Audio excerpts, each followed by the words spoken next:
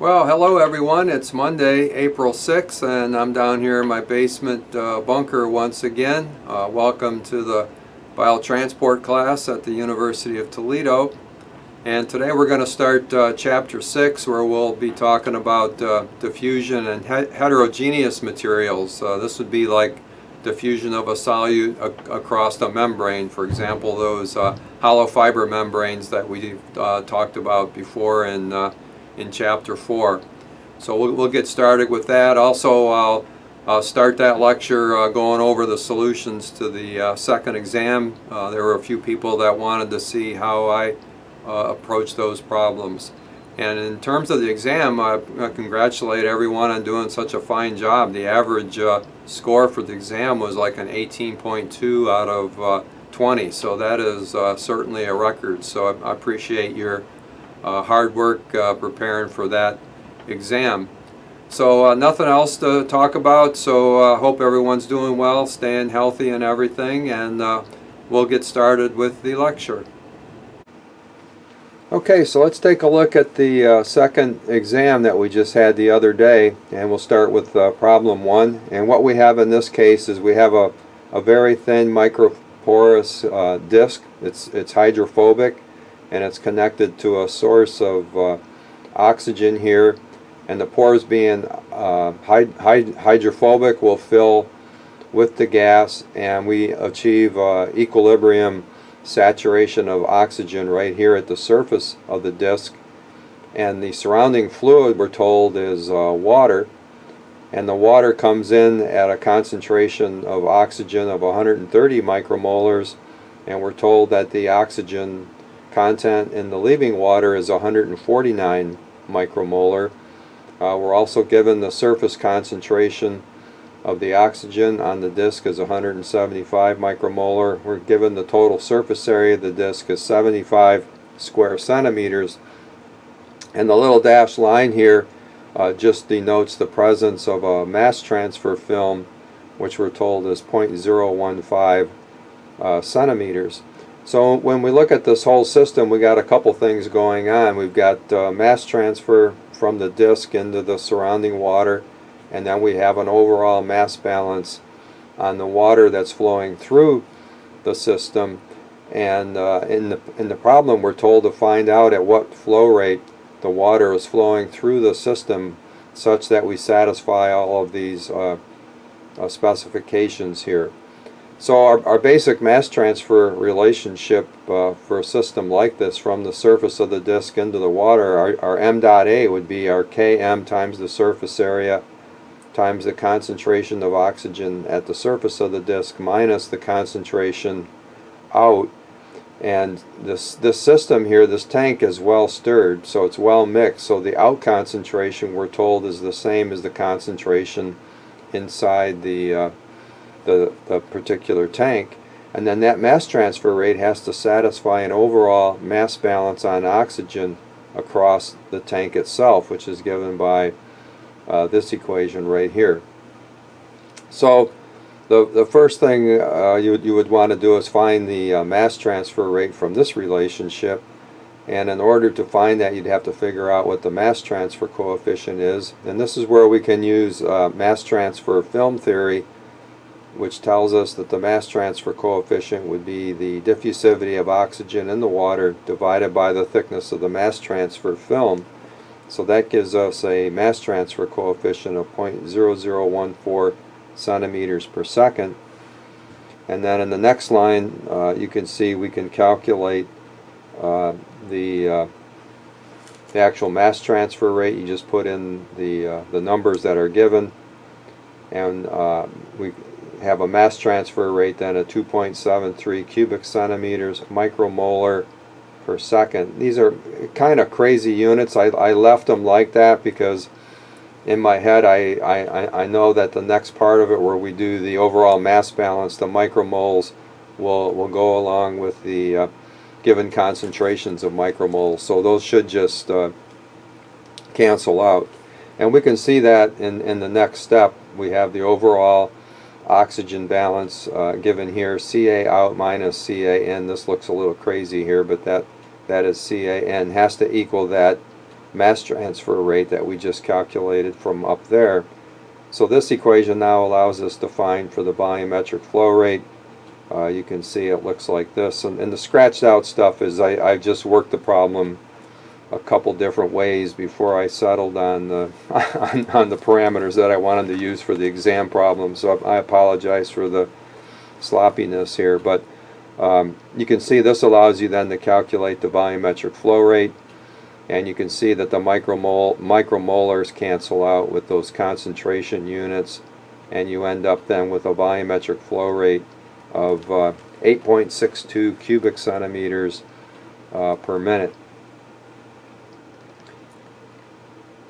Now the next problem is basically inspired by our present COVID-19 pandemic, and also I found a paper on diffusivities of viruses. I was kind of interested in some things related to removing viruses from the body. So I thought it would be fun to create a problem around the COVID virus and calculate its diffusivity. And some sources I looked through give a diameter of the COVID virus nominally 125 nanometers. That we can take then as the molecular radius of a COVID virus would then be 62.5 nanometers. We're asked to find the diffusivity in plasma at 37 degrees C.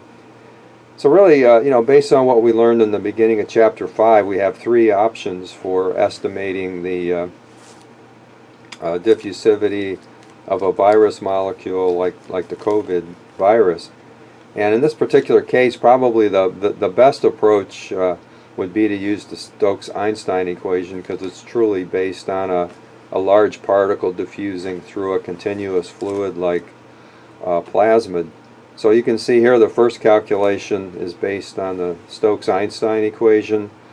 I pop in all the numbers, DAB, the diffusivity, the gas constant, the temperature, units conversions, more unit conversions.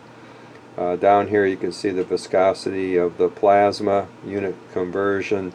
This is the molecular radius in centimeters, Avogadro's number, some units conversions. And if you do everything right in here, you get a diffusivity of 3.21 times 10 to the minus 8 square centimeters per second. Now the other option would be to estimate the molecular weight of the virus, and you could do that by solving equation 541 for the molecular weight. So rather than finding the molecular radius from the molecular weight, you could, if you know the radius, you could solve for the molecular weight. And when you rearrange that equation, go through the math, you can see that the virus has a molecular weight of about 6.2 times 10 to the 8th grams per mole. And then if you use equation 535, you can estimate the diffusivity, and you get a value of about 0.92 times 10 to the minus 8th. And this number is quite a bit less than the number we just predicted from the Stokes-Einstein equation. So it makes one wonder how well this correlation that I show in the book holds up at such large molecular weights. So we would have to adjust then this diffusivity, which is for water at 37 degrees C, and we'd have to adjust it to plasma. And we can use equation 542. We pop in the different viscosity and basically multiply this by the viscosity ratio. So you can see we're off by about a factor of 6 from the Stokes-Einstein equation.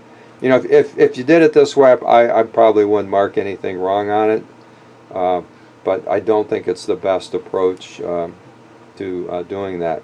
The other option, which is sort of related to the Stokes-Einstein equation, is to use the Young equation that we talked about. And this particular equation is calibrated specifically to proteins, and viruses have a lot of proteins in them, and considering the large molecular weight then that you would get for a virus, it might seem plausible to extrapolate Young's equation out to this huge molecular weight that we're showing for the virus. And when you do that, you get a diffusivity of 2.69 times 10 to the minus 8 square centimeters per second, which is pretty comparable to what we got from the Stokes-Einstein equation. Problem 3 is a Bernoulli equation problem, similar to one of the homework problems. But basically what we have here is we have a pump and we're told we have a 2.5 centimeter diameter line that's horizontal that runs for 2,000 centimeters. We're given the I think are we given the velocity?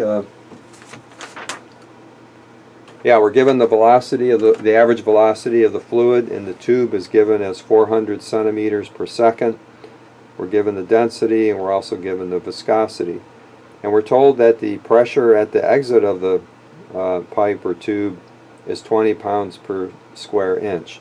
And that would be a gauge pressure. Anytime you have a pressure when you're talking about fluid flowing in a pipe or a tube, it's going to be a gauge pressure because it's being measured by some type of a pressure gauge. If you wanted the absolute pressure, you would just add 14.7 psi to that number. So the first thing we have to figure out is whether we have laminar or turbulent flow. So that means you want to calculate the Reynolds number, which I show right here. Pop in all the numbers and we get a Reynolds number of 115,555, which is clearly in the turbulent zone, so we know we have turbulent flow. Next step is then to go to the Bernoulli equation, which is shown up here at the top of the page. So we write the Bernoulli equation out, and we also note that the tube is in constant diameter between our reference locations 1 and 2, so that would tell us that the kinetic energy of the fluid is not going to change, so we can immediately cross out the kinetic energy terms. We also know we have a horizontal tube, so we cross out the potential energy, and we don't have any work. You're asked for what's happening after the pump, so the pump is just there as a decoration basically.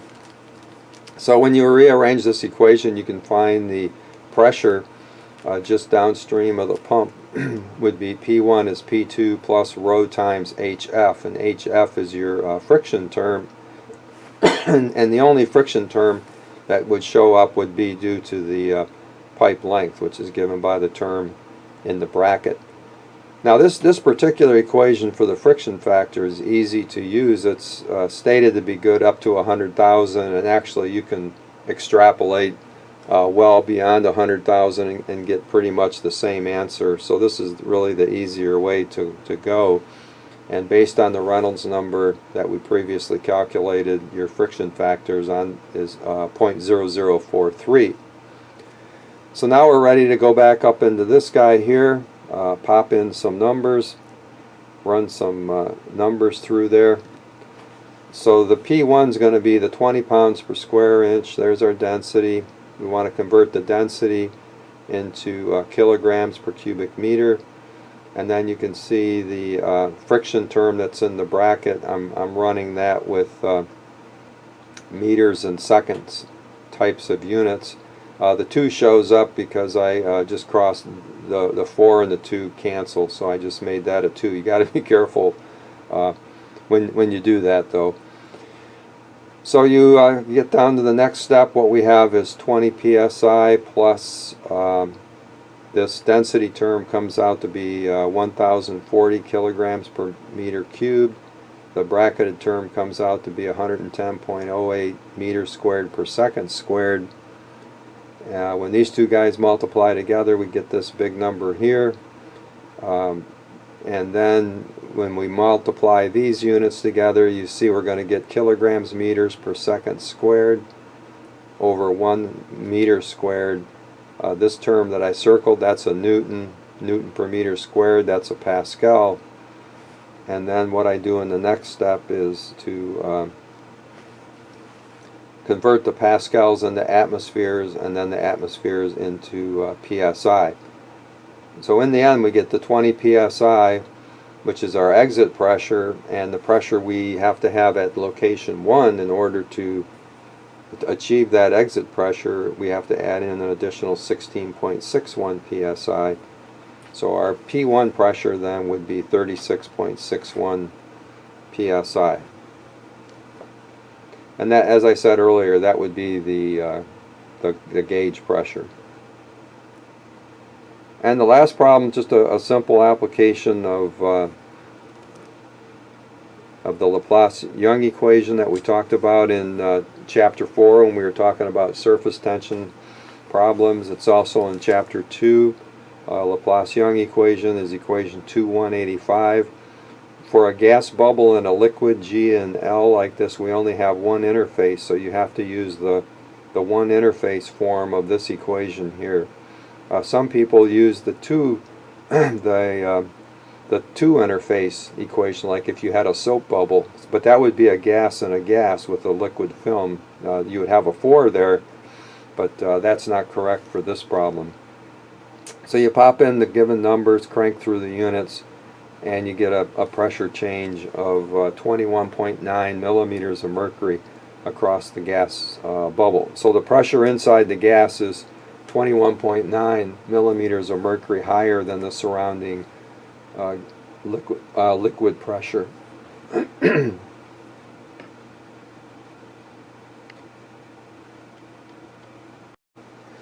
Okay, what we want to do today is start Chapter 6, which is called Mass Transfer in Heterogeneous Materials.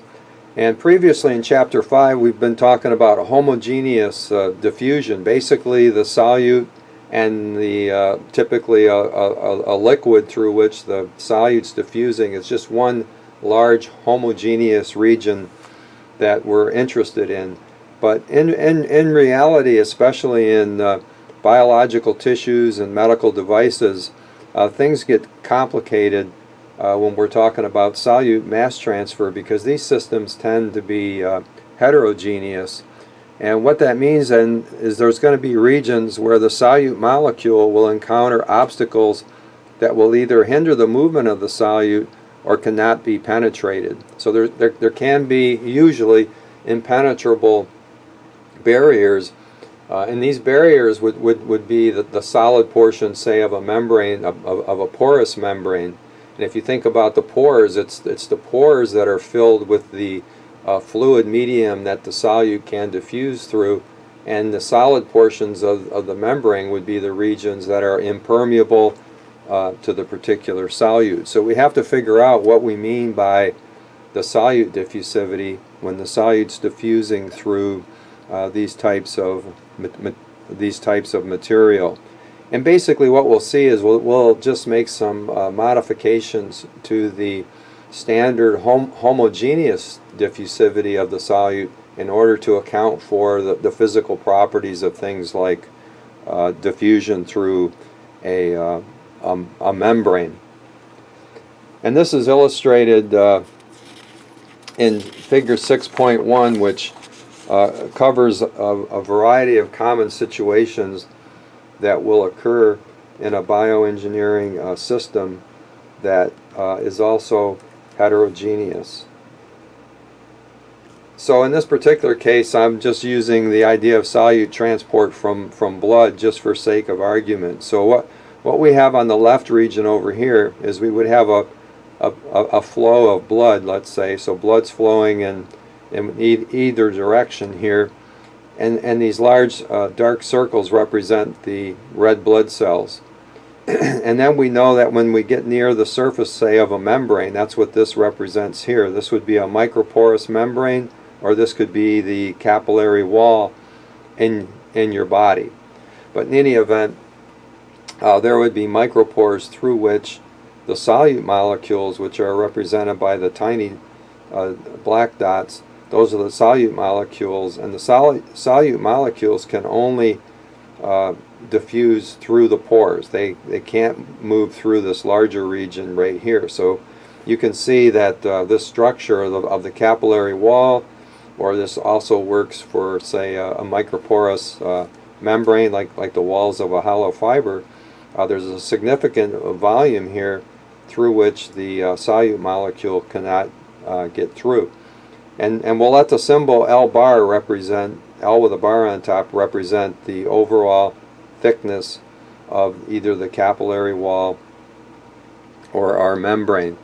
So adjacent to this membrane, we also know from the marginal zone theory we talked about in chapter 4 that there's going to be a thin plasma region that doesn't contain any red blood cells, and that region here would be plasma. Whereas out here, with the hematocrit, typical hematocrit is say 45% for blood, you can see we also have the situation where now the little solute molecules have to work their way also around the red blood cells. So out in this region where we have red blood cells, this region out here is also heterogeneous because of the presence of the relatively large red blood cells. They're like 8 microns in diameter, where the solute molecule might only be on the order of a nanometer or so. So what we have to talk about out here then is a special kind of diffusivity, and we call that D sub T. So the T stands for the diffusivity of the solute as it tries to diffuse through tissue. In this case, it's sort of a weird kind of a tissue. It's just red blood cells, but it is, for our practical purposes, can also be described as a tissue. Also, we have to think about the fact of whether or not the solute is lipid soluble or lipid insoluble. If a solute is lipid insoluble, it's going to be hard for that solute molecule to enter a cell. It will not be able to cross the lipid bilayer of a cell. So it can't get inside the cell unless there's some other types of special transport mechanisms, receptor ligand type binding that brings the solute into the cell. So that means we can also talk about the diffusivity of a solute through the cell. So if the solute if the solute shows lipid solubility, then we can also see that we have the diffusivity through the tissue, and we would also have a diffusivity through the cell that's contributing to this apparent diffusivity that we call DT. When we get into the marginal zone layer, the plasma layer near the surface of the membrane, our diffusivity of the solute just becomes D plasma, and D plasma is very much our typical DAB. So DAB is always our everyday diffusivity of the solute, say in water, and we already know how to adjust the DAB for D plasma. We talked about those methods in chapter 4. Now when we get to the actual membrane or the capillary wall, then what we have is we have what we call D sub pore. So D sub pore would represent the diffusivity of the solute through the pore.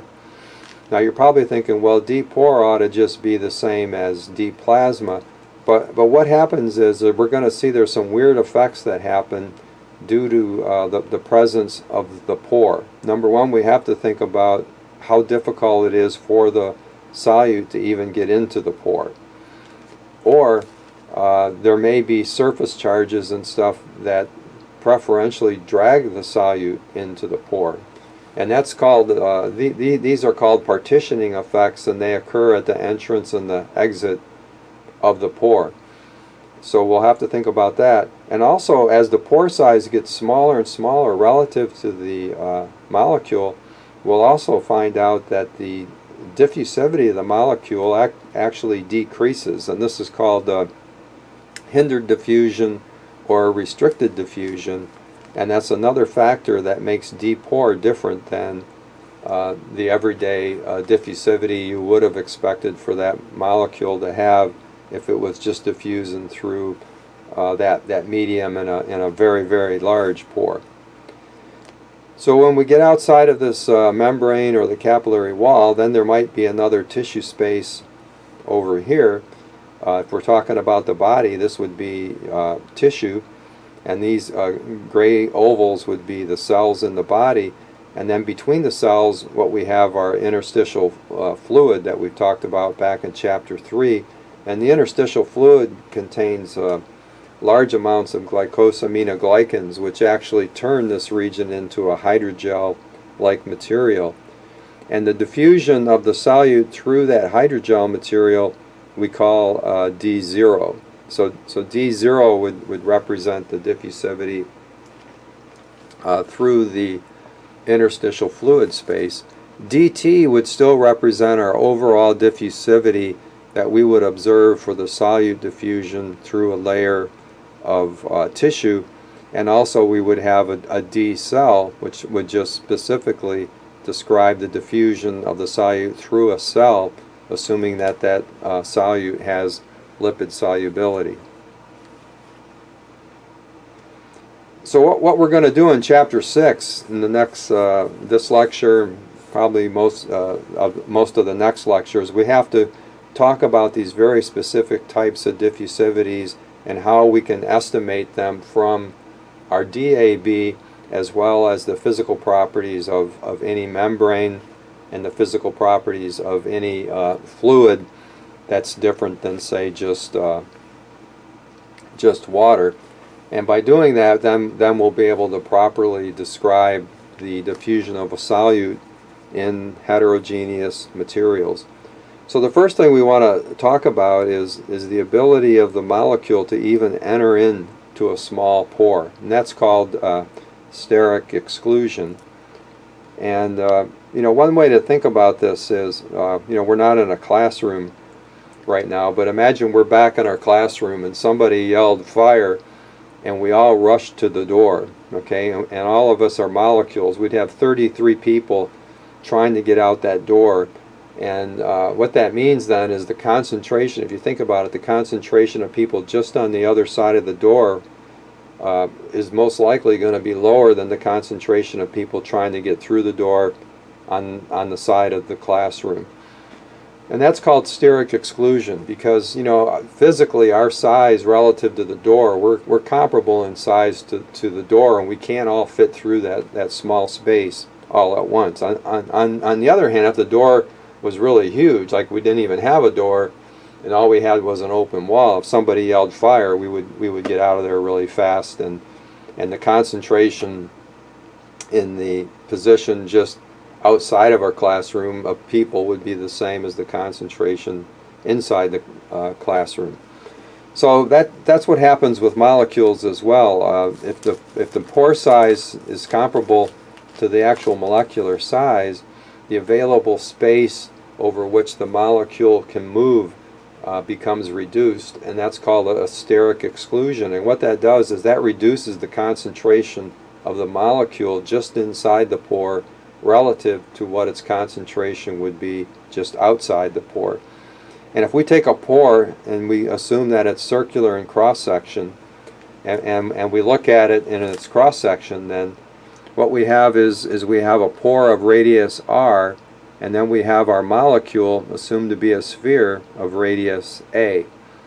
And this particular basic model that we're going to derive here is called the Ferry steric exclusion model, and it's based on treating the molecule as a hard sphere. So it's like a billiard ball, and there's no other interaction between the molecule and the surface of the wall. So it's strictly just steric exclusion. So the dashed line here represents the position of the radius of the molecule. This would be the furthest from the center that the center of the molecule can reach. Okay, the center of the molecule cannot go beyond this dashed line. So that distance then from the center of the pore to the dashed line would be the pore radius minus the radius of the molecule. So what that means then is there's a volume represented by this annular ring out here between the pore wall and the dashed line. That annular ring represents an excluded volume to the center of the molecule. And if you go through some simple math, the relative fraction of the excluded volume to the total pore volume is given by this ratio right here. and that's called capital K. That's called the partition coefficient. And what you find then is that the partition coefficient for a hard sphere molecule is 1 minus the molecular radius divided by the pore radius squared. And this is called Ferri's equation, Ferry. And it's also been shown by simple experiments that Ferri's equation, K, is also equal to the concentration of the solute molecule just inside the pore to what its concentration is just outside the pore. And this is just due to physical interactions between the molecule and the pore wall. Now, what this tells you then is as A gets larger and larger relative to the pore radius, K gets smaller and smaller, which tells you then that the concentration inside the pore is going to be smaller than what it is outside the pore. You can see if R is really, really big relative to the pore radius, then K is just equal to 1, and the concentration just inside the pore is equal to what it is outside the pore. Whereas on the other hand, if A approaches R, then K goes to 0, and basically you can't get anything inside the pore. So the equation makes physical sense. The only fault with the equation is it doesn't take into account other electrostatic type interactions or repulsions that might exist between the molecule and the surface of the pore, because those types of interactions could either increase the value of K or decrease the value of K relative to the K that you would get strictly based on Ferri's equation. Now the next phenomena that's specific to pores that we need to talk about is shown in this particular figure, and this is the restricted diffusion that I was talking about earlier. And basically what we have is we have a pore. We're looking along the side here, lateral view of the pore, and the black dot represents the molecule, and the molecule is moving through the continuous phase of the fluid that fills the pore. Now, as the pore size gets small relative to the molecule, and as the molecule goes through, you can see that the molecule actually has to push fluid out of the way, and that fluid flows around the molecule and interacts both with the surface of the wall and the surface of the molecule. And the presence of the wall, this bow wave going through a small region right here, creates additional drag on the molecule relative to what the molecule would have if the pore was really, really large. So this is called hindered diffusion, and there's an increased hydrodynamic drag on the molecule that slows it down. So that means that once the molecule is in the pore, the diffusivity of the molecule can actually be lower in a pore relative to what it would be if it was just the diffusivity out in the free stream. And this is a very important effect, and we'll see how to take this into account in a little bit once we start talking more about the nature of diffusion inside the pore, which we're going to look at next.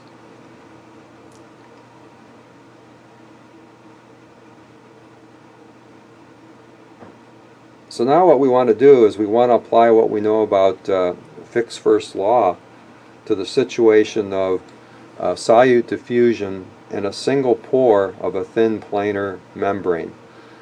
So thin just means that it's not thick. It's not very thick. The dimensions going out to the side, if this was a thin round disc, the radial dimension is much, much larger than the dimension in the direction of diffusion. And this is typical of membranes that are used in biomedical applications.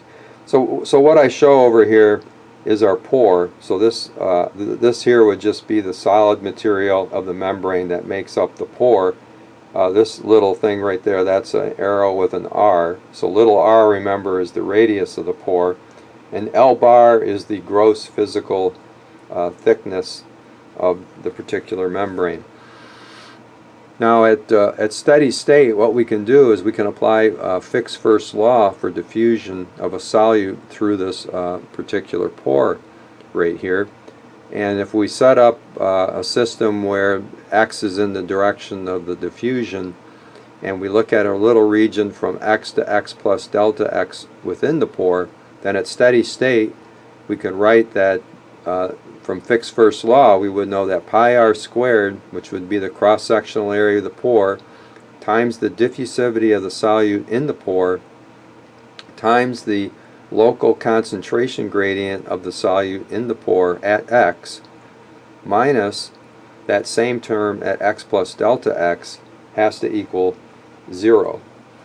Remember, accumulation equals in minus out plus generation minus consumption. So this is the rate at which we're coming into our little shell volume at x, and this is the rate at which we're leaving at x plus delta x. And when you divide by delta x and take the limit as delta x goes to 0, we get equation 6.3, which tells us that the second derivative of the concentration change in the pore of our solute has to equal 0. This is also right here, equation 6.3. This is also the one-dimensional steady state representation of Fick's second law. So we could have just wrote this right away, but we just proved it again just for sake of argument.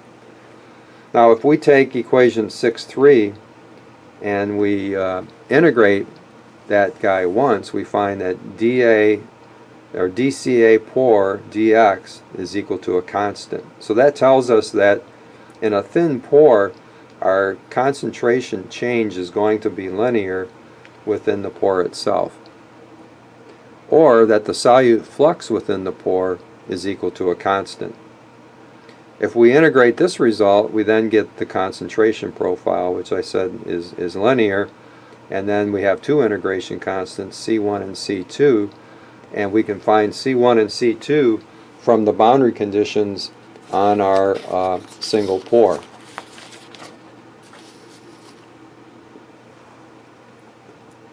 So at the top of the next page, this is where we talk about the boundary conditions.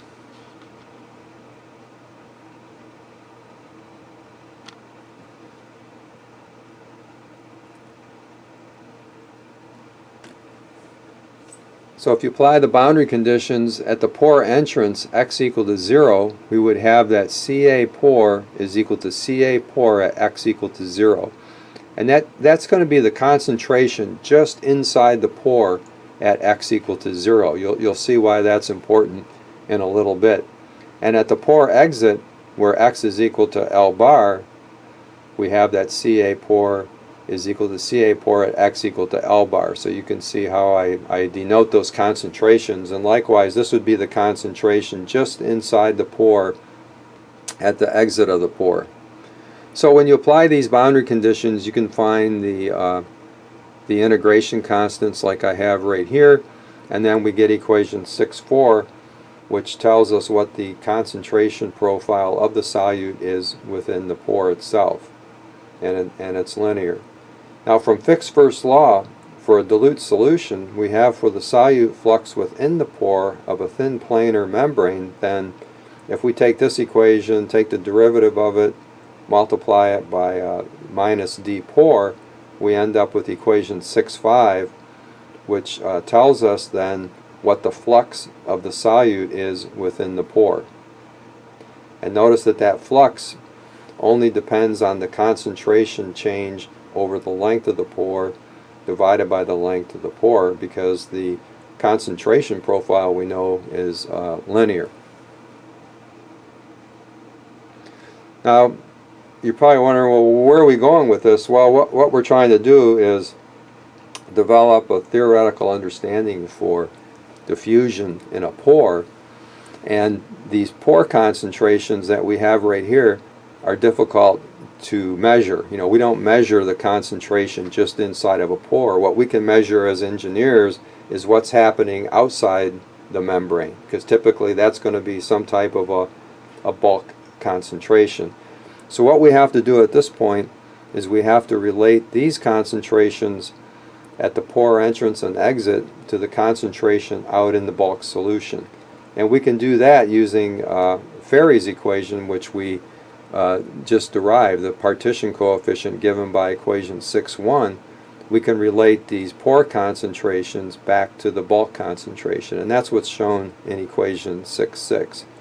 So you can see how we're now modifying Fick's first law. Here's our first modification to account for the presence of a pore. Now the next thing we can account for is the tortuous nature of the pore. Now it turns out that unless you buy a membrane with straight through pores, most pores are kind of tortuous. So what that means then is that the actual diffusion length of the pore is longer than the physical dimension of the membrane. And we account for that by a factor called the tortuosity. So the tortuosity times the length, or times the thickness of the membrane, would be the actual pore length. Also, because of the hindered or restricted diffusion effect, which we just talked about, the value of d pore will be much smaller than DAB by a factor we're going to call omega sub r. So this is where we're going to now account for the fact that our d pore is going to be smaller than the value of our DAB. So if you were solving a diffusion problem, say with water in a membrane, the DAB would be your everyday diffusivity of the solute in water at some temperature that you would calculate using methods that we learned about in Chapter 5. But then we have to multiply that by a factor omega r to account for the hindered diffusion effect that happens when the actual physical pores are comparable in size to the solute molecule. And we would expect omega r at this point to depend, just like the partition coefficient, we would expect it to depend on the ratio of the molecular radius to the pore radius.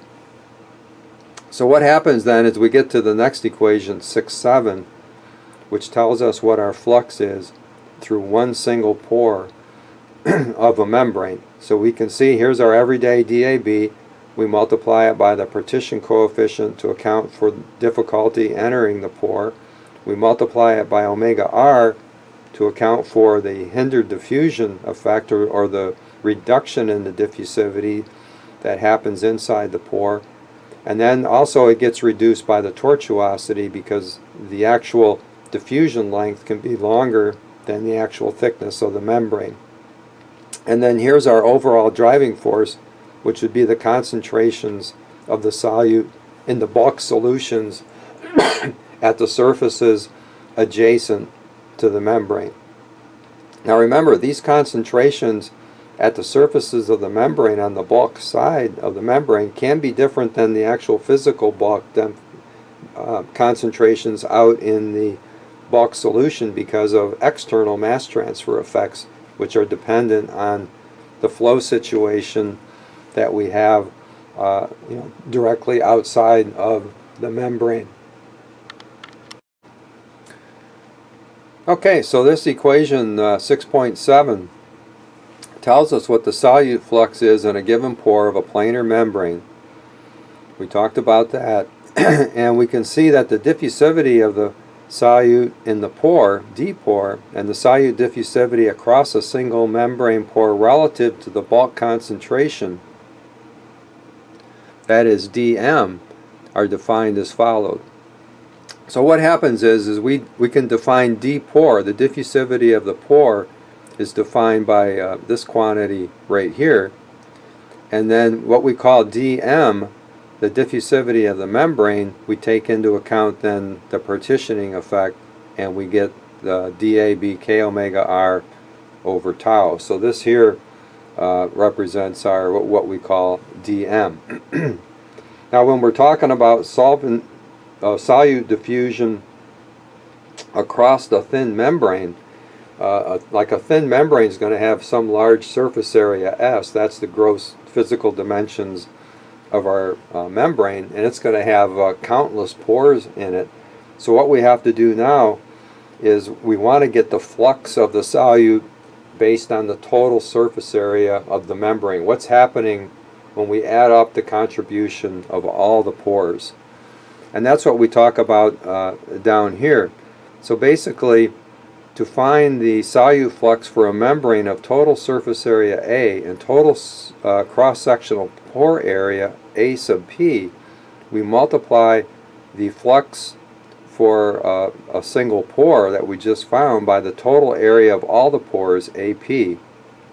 That gives then the total mass transfer rate, and then we divide that by the total membrane surface area to normalize that flux to the flux based on that particular membrane area S. And that's given by this equation right down here. You can see now we have our NaX, that's our flux, and we do the math like this here. We take the flux for a single pore, multiply it by the area of all the pores, and then divide that by the total surface area to get this flux that's now for the entire membrane. And then when we go back up to equation 6.7 and grab Na pore from equation 6.7, you can see we get this result that's shown right here. So this would be your working equation now for the flux of a solute across a finite size membrane of surface area S. And this whole quantity right here, if we loop this whole quantity right here, starting with DAB all the way to this right parentheses, that whole term defines what we call for a membrane. We call that the effective diffusivity, DE. Here's our, our driving force that we would know as engineers, and here's the physical thickness of the membrane.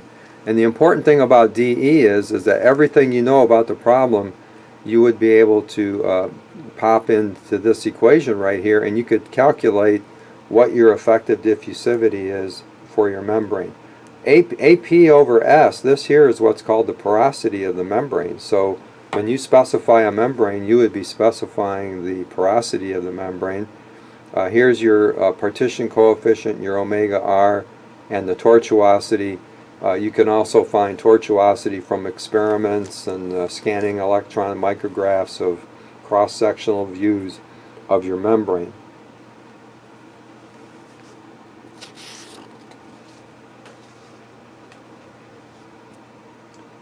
So that's what takes us then to the top of the next page. And the boxed equation shows the relationship between then the effective diffusivity and the pore diffusivity and what we call the membrane diffusivity.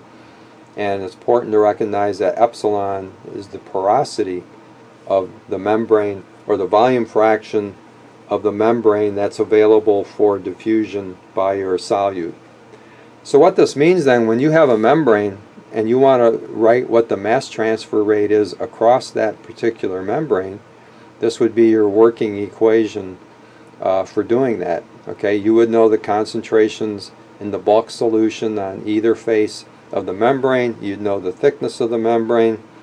You would know your effective diffusivity, which you can get from the above equation, and you would know the surface area. Now the one thing we still haven't figured out though yet is the hindered diffusion contribution, which is omega R. We expect that to depend on A over R, but we need another equation that hopefully we could use to calculate that.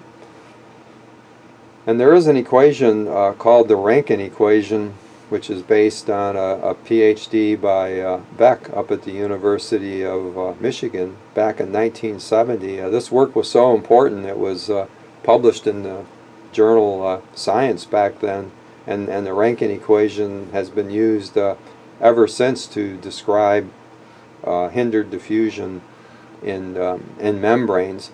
And what Beck did, if you read the paragraph here, but what he basically did is he took mica membranes. Mica is some kind of like a mineral, like quartz or something like that, made very thin sections of these mica membranes, and then he bombarded those with uranium-235 fission fragments, and these high energy uranium ions would just go straight through the mica membrane. So what Beck wanted is he wanted straight pores. So the fission fragments would leave a straight defect. And then when he took the membranes with these little defects in them, he put them in an acid, and with various times in treatment in the acid, he's able to etch out nice circular straight pores in his mica membrane.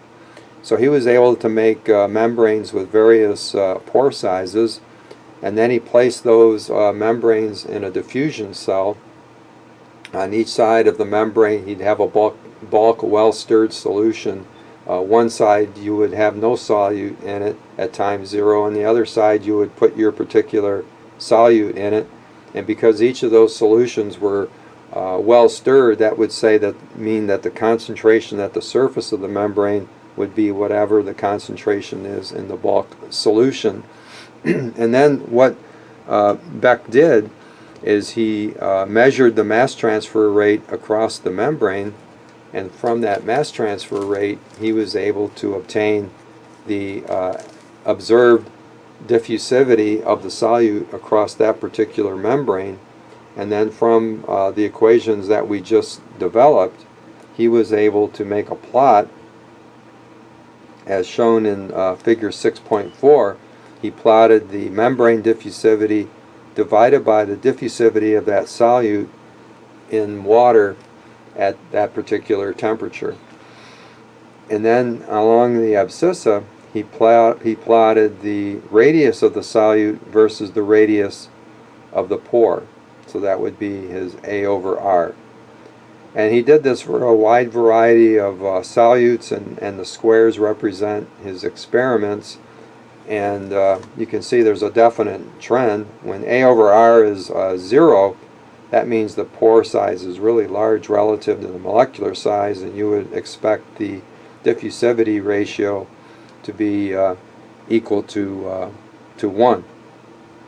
On the other hand, as the molecule size relative to the pore increases as we go out this way, you can see there's a significant drop in the observed diffusivity of the solute through those much smaller pores. And the solid line represents equation 612, which I'll show next, which is called the Rankine equation.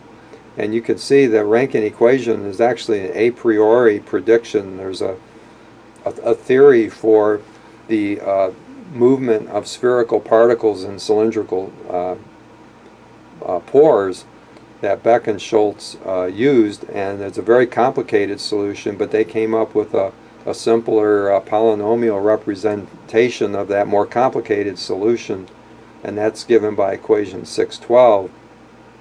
And you can see that that equation that's based on the theory, and a priori meaning that there's no curve fitting or anything like that. It's just, this is the theory and this is what the theory predicts, and you can see that it's quite a remarkable relationship, showing that the theory represents the data very well. So the Rankine equation is shown here as equation 612.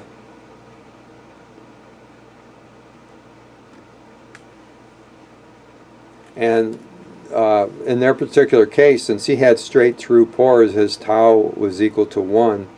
And in their experiments, dm over dab is the same as k omega r. Okay, and the data in figure 6.4 shows that k omega r is only a function of a over r, the radius of the molecule and the radius of the pore. And that radius is also given the symbol lambda. So if you hear me talk about lambda, or you see lambda in an equation, that's what lambda represents. So the Rankine equation that comes from theory is given by equation 612. It's kind of a busy polynomial kind of equation. And what's really neat about it, look at the first term of that equation is Ferri's partition coefficient k.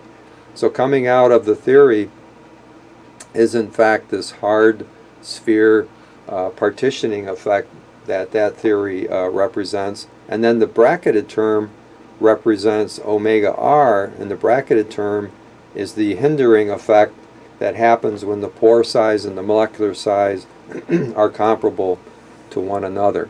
And here's omega r shown right there.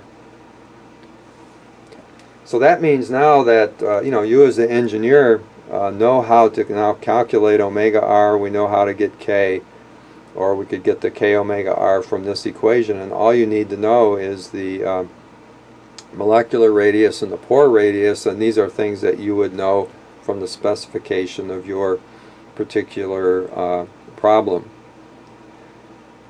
So in the example, we just show how to do some simple calculations with this stuff. It says estimate the diffusivity of ovalbumin at 25 degrees C through the cylindrical pores of a membrane that are 28 nanometers in diameter.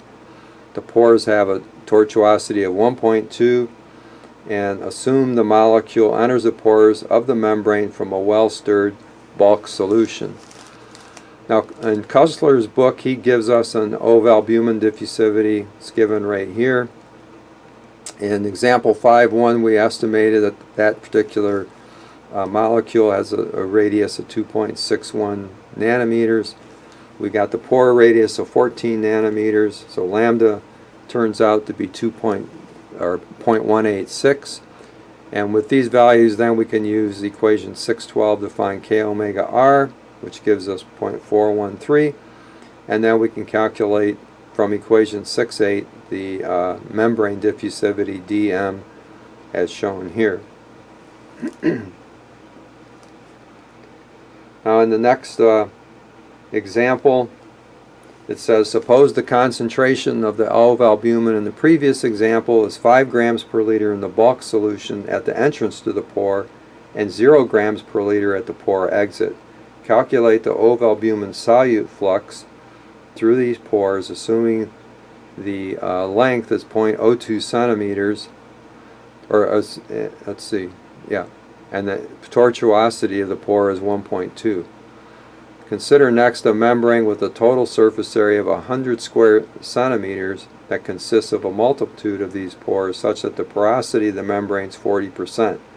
Calculate the total ovalbumin transport rate in grams per hour for the membrane.